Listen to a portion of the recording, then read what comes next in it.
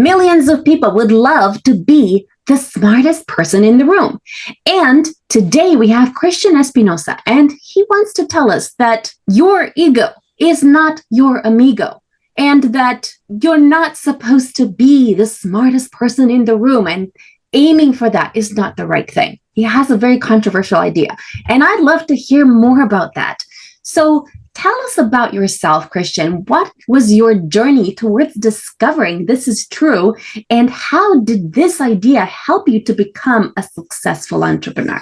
Welcome to Awakened Titans podcast with Lily Patrascu, mind-blowing conversations with influential business titans sharing how you can manifest abundance, love, joy, success through quantum awakening, quantum manifestation, quantum healing, quantum miracles, exponential business growth, and innovative products and services. My journey started out at extreme poverty, so I had something to prove. And I looked at the world as very competitive, where I always wanted to be the smartest person, the most fit, and be able to handle any situation. And is kind of a me against the world attitude. So that got me pretty far in life, but then I hit a glass ceiling. And that glass ceiling was because I wanted to be the smartest person in the room. I wanted to be able to outsmart somebody and beat them up if I had to. And I realized that's not going to get me to the next level. So I had to shift that mindset and put my ego aside and decide that moving forward, I want to be more collaborative. I want to play on a team better and utilize other people's qualities on my team as well. So it was really that shift that it required me to do a lot of work and put my ego aside and stop seeking validation through achievement and stop caring what other people thought so much. It's very interesting, but at the same time, I find it like a double-edged sword, because you understanding the concept of you're not supposed to be the smartest person in the room, it's almost like you become the smartest person in the room. Does that make sense at all? I would say I understand what you're saying. I don't know if I become the smartest person in the room. I think it's becoming the most comfortable with myself in the room. Because I think we try to prove to other people things to make us feel significant. And that's where the ego comes into play. And if we don't need that external validation or not chasing significance, that feeling, then we don't have to prove something. We don't have to wait to prove that we're smarter than somebody. Thank you. Tell us about your journey of how you became a successful entrepreneur and how you kind of came to this realization that this is the right path. My journey started, I mentioned I grew up in a very poor childhood, very chaotic. A lot of the cops were coming over all the time. My mother was addicted to drugs and alcohol. So it's very chaotic. So I sought safety and security for a long time because I didn't have it growing up. And then I found it in the corporate world. You know, I got married, had a house, I had the 9-to-5 corporate job. I became a VP of a company. And there was a run-in with the CEO, this constant run-in that was causing me immense stress. So I decided to quit that job without having another job lined up. And I'd never done something like that before, but I just decided to take a step in the direction towards entrepreneurship or solopreneur work. So I did that for about 6 years. Then I formed my first company. I felt like I got bored doing solopreneur work. So I formed a company, sold that company in 2020, and then started this company in 2022, Blue Goat Cyber. So it took me a while to unravel that drive towards safety and security and realize that that's not really who I am. I just thought I needed it because I didn't have it growing up. Thank you. So what should entrepreneurs aim to do instead? That, for example, entrepreneurs who have always experienced trauma, like me when I was growing up, and you can say, I grew up scared and I was afraid of people for a long time. So how can you kind of deal with life when you are, you've been built like this? Your journey made you like this. Well, I try to surround myself by fellow entrepreneurs. I have done a lot of work on myself. I've had a high performance coach, like a life coach for, I think, 6 years now. I've done a lot of neurolinguistic programming training. So I've done a lot of things to help myself evolve and to a large degree get over any trauma from my childhood. I realize like most entrepreneurs have some sort of trauma, and that kind of forces us to become an entrepreneur. But at the same time, like you said, it's a double-edged sword. So I've done a lot of work to increase my self-awareness and make myself more resilient and resolve that trauma. Thank you. Now, what should entrepreneurs aim for? If they cannot aim for being the smartest person in the room, what should they aim for then? I think it depends on the entrepreneur's objective, like what they're going after. And I think often we lack clarity. So that's a personal question. It's like, what are you trying to accomplish at the end of the day? Are you trying to build, a massive business that you want to sell later? Do you want to have a big team? Do you want to be a solopreneur? I mean, there's a lot of different variables there. So I think it starts with having clarity on what you feel like is your purpose. Thank you. You mentioned that your ego is not your amigo. What do you mean by that? I mean, our ego is not our friend. For me, in my first book, I wrote The Smartest Person in the Room. What I realized after a lot of reflection is that we all want to be significant, and we typically find significance in various fashions. In my industry, cybersecurity or high tech, most people found significance, including me, by being, quote, smarter than other people. We would look for an opportunity to talk over somebody's head, look for an opportunity to say that we're smarter than somebody, because we want to feel significant. And that does not lend itself well for a collaborative environment. And in my organization, my first company, I realized that 99% of my problems were because of that, because people wanted to be smarter than other people. And that's how they got their significance. So I had to fix the culture of my company in order to get my company to the next level. Interesting concept. Having said that, people always seek significance. Like it's part of their, being a human person to seek significance, especially men. I know there's a 6 human needs that a lot of people talk about. There's significance, certainty, uncertainty, love, connection, growth, and contribution. And we all gravitate towards 2 of the main ones. I think now at this part of my life, I try to focus on growth and contribution. And I think this is just part of the journey. Normally, like you said, we all want to be significant, but it takes a lot of reflection to realize that significance is often externally driven.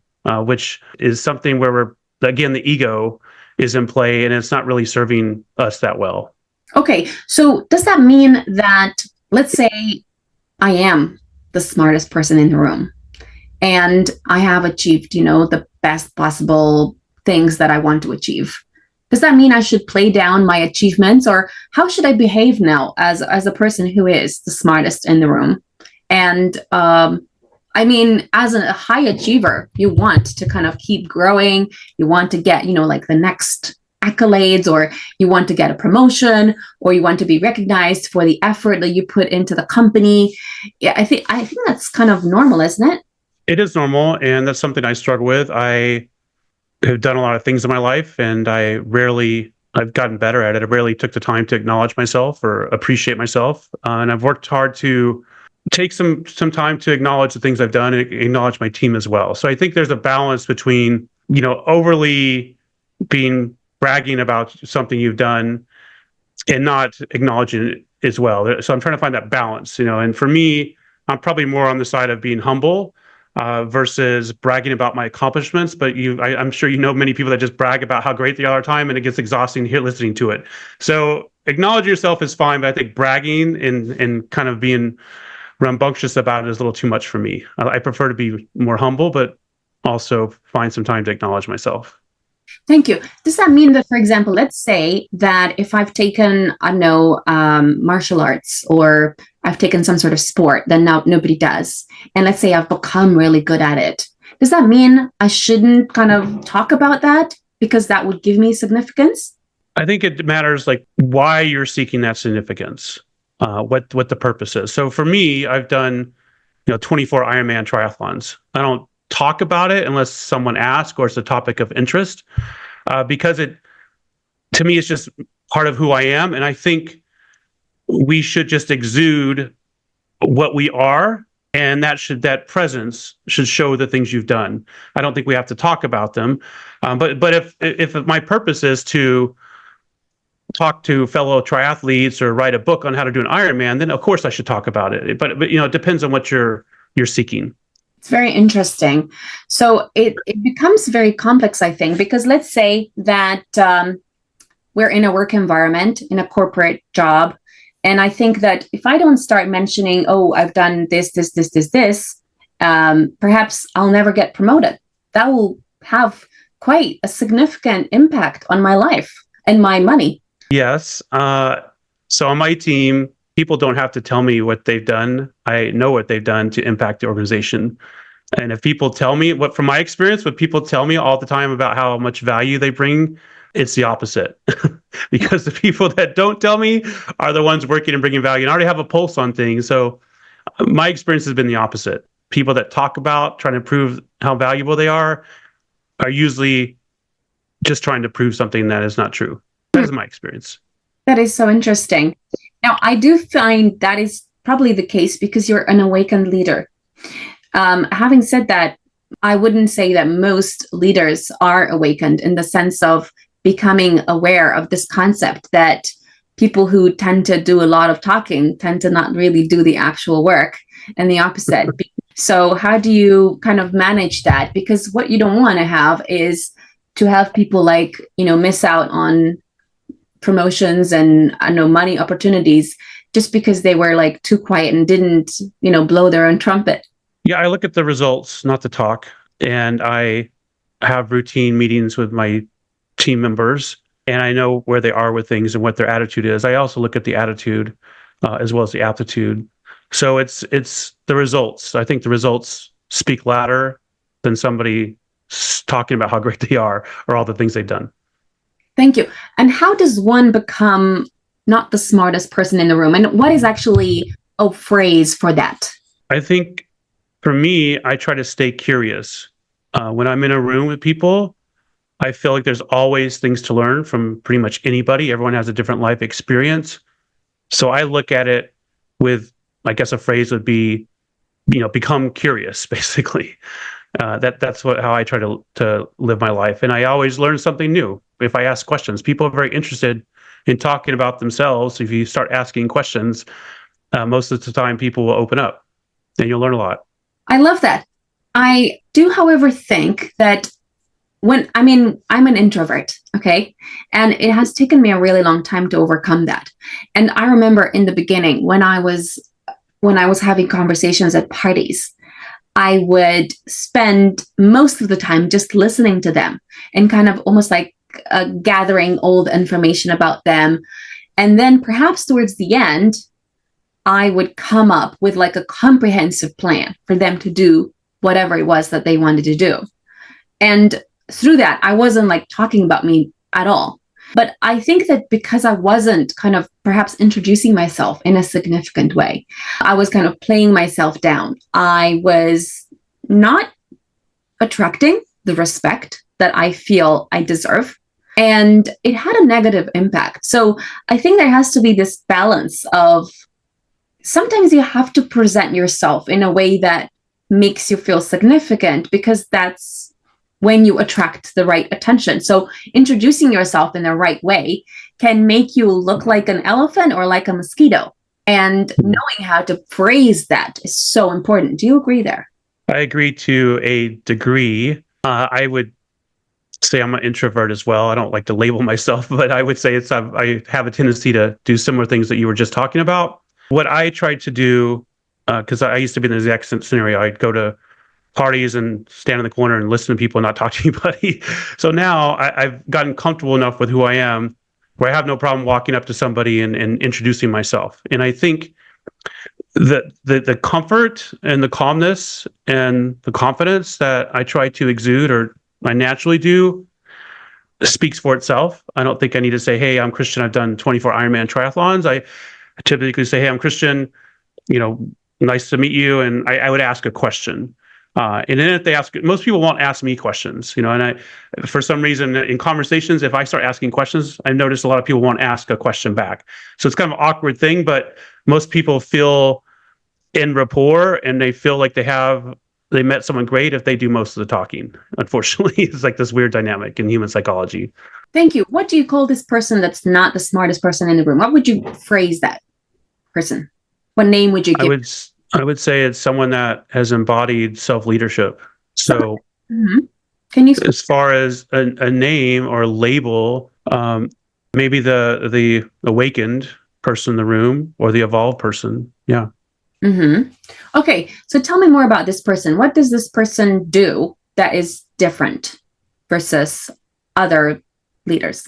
So if I'm that person, I've taught myself resilience. For one, I put myself in a lot of challenging and uncomfortable situations. I think as a leader, it's important to be comfortable in uncomfortable situations, which for me stem from being an introvert to having to be good at sales and good at talking to other entrepreneurs and good at talking to fellow CEOs.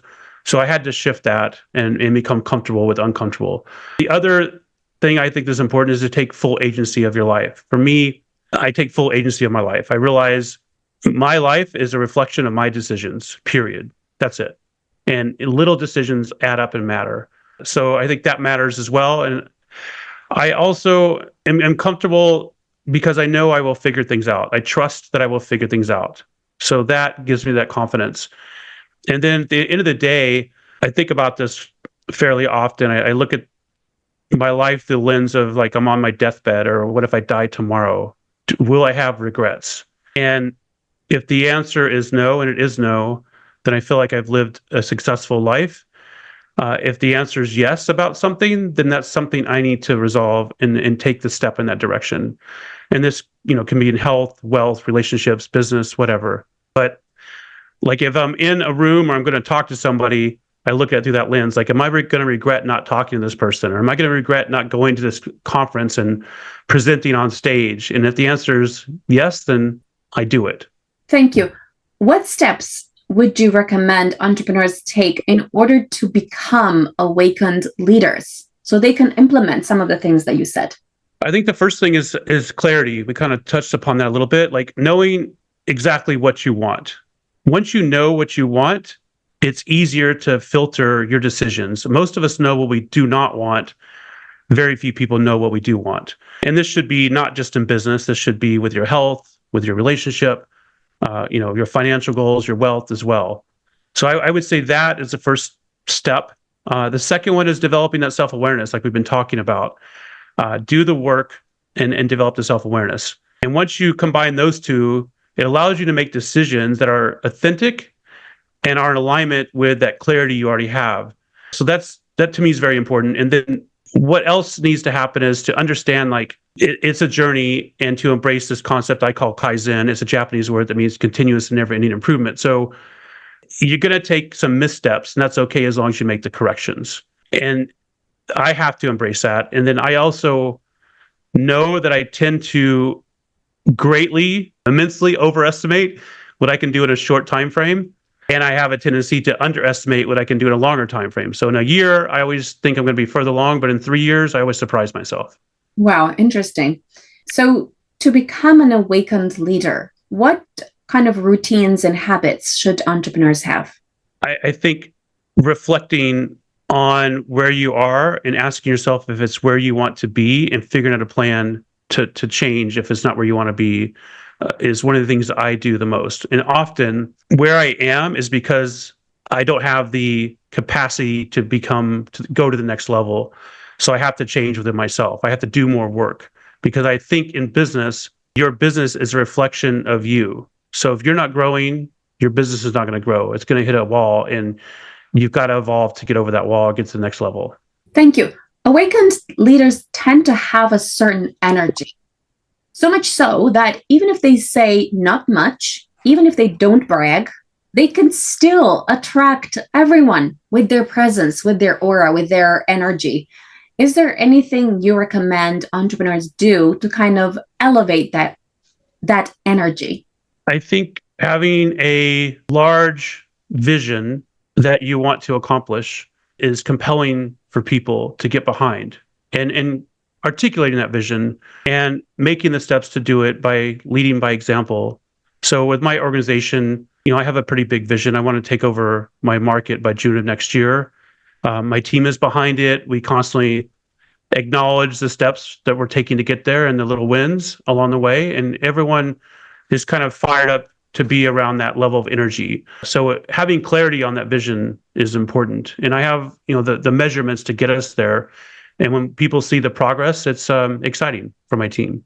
Thank you. What impact has being an awakened leader on your company or other companies you've worked with? What's the impact? Mhm. The impact is, I think, primarily having a team that I feel is extremely loyal, and it's humbling that I've got people that will, to some degree, follow me to the end of the earth because they believe in me and they believe in that vision. So being able to develop that kind of team, I think is one of the biggest things for me. Wow, that is so interesting. Where can people reach you? They can reach me on my personal brand website, christianespinosa.com, on LinkedIn, or my company website, bluegoatcyber.com. Thank you. And what can you help entrepreneurs with? What can I help them with? Mhm. I can help them with strategy. I think like one thing a lot of entrepreneurs do is they don't monotask. They get distracted very easily. So I'm a big proponent of monotasking. I wrote about that in my book. Um, yeah, I can help increase emotional intelligence, that awareness, a lot of things we talked about through my book or my course that I have on my website as well. Thank you. What drives you? This relentless desire to become more. I don't want to feel stagnant. I don't want to have those regrets on my deathbed. So I want to constantly be striving to the next level. I think if we're striving to something bigger, it's a financial goal, more, larger company, whatever, it forces you to grow. So to me, I need to feel I'm growing and evolving and making progress, Thank you. not just in my business, in my health, in my relationships, in all aspects of my life. Thank you. Why is that important to you? Because I've had phases of my life. I had blood clots a couple years ago and almost died. And I was told I couldn't do Ironman triathlon. I couldn't run. I couldn't bike. I couldn't travel. I couldn't do the things I like to do. So there for a while, I felt grateful. And then I started feeling caged. I felt trapped. And I realized that I don't feel alive unless I'm going for big things, either in business, travel, whatever. So going through that and that depression that resulted from feeling trapped, I made a decision. I think life is about our decisions. I made a decision to stop taking blood thinners, to reclaim my health, get all my blood tested and everything else. And then that gave me the courage to start this new business because I realized that I get depressed if I'm not building something or striving towards something. And yeah, that's just my personality, I guess. Thank you. Isn't it satisfying to kind of share with your team or with other entrepreneurs that, for example, I know you achieved certain things that other people haven't done? Isn't it inspirational? Because I find that although, yeah, you'll get the important feeling of, okay, I've done this, and you don't want to do that bragging thing. But at the same time, when you share certain things that you've done, that you've overcome, and that have fulfilled you so much, they can be a massive inspiration for people. Don't you think that is the case? I think that is the case. Like the origin story of my company and the blood clots and all that. A lot of people didn't know that, and I did share that with people. And when we're talking about like why I started the company and what was my motivation, because a medical device, quickly diagnosed the blood clots and basically saved my life. If that device is offline or hacked or compromised, then I may not be here. So yeah, sharing that and just some of my backstory, people do find that interesting. They want for my team likes the fact that I've done a lot of these crazy things, skydives, Ironman triathlons, travel to 75 or 80 countries, because I don't know, maybe they perceive that I'm resilient, and then I can roll with the punches, and that's what they want to see in a leader because I've proven it in a number of areas of my life. Okay, so then wouldn't you agree that you are the smartest person in the room? Would I agree? Yeah, in your company, I mean. I might be the most experienced person in the room on various things, but I don't know if I'm the smartest. I've got people working for me that are smarter than me, for sure. I'm sure I've done the most work on myself, so I might be the most awakened. That's the phrase you want to use, or evolved from a awareness perspective or human psychology perspective. But maybe in that regard, I've done the most work. So I don't know if that makes me the smartest. It makes me the smartest about myself, I think. I know myself pretty well, and I think a lot of people do not know themselves very well. Thank you. Does that mean that, for example, you steer clear of, let's say, I don't know, media features and I know getting your company featured in magazines and like speaking at events and I know getting awarded, things like that. Is that something that gives you the ick because that is a way to get significance for you and your company? Good question. I want to grow my company to take over the market. So we have to do marketing, which positions ourselves as the experts in the industry. So yes, in that regard, there's a reason behind this, the quote significance, is to get my company to the level I want to get it. So I'm almost done with a book on medical device cybersecurity. I just spoke at it last week. We are doing lots of marketing, including the fact that the owner, which is me, has done. My PR person likes to say I've done 24 Ironmans and put things about my life in there. So I'm not chasing that significance to feel better. I'm chasing it, I guess, for my business to achieve a goal. Okay. So you can be the smartest person in the room in certain circumstances. If it's alignment with the goal, yes, I can step into that role if I need to. Okay, I love it. Sorry, I didn't mean to like squeeze you into a corner, but Oh, it's okay. It's okay. You're right. There are. That's why I said earlier. If there's a reason to do something, then that's okay. If there's not a reason other than to feel significant, for me, that doesn't matter. Follow us for more interviews with world's most influential business titans, providing you with the insights to awaken to your full potential, so you can get paid to be yourself, find true happiness, and manifest anything you desire.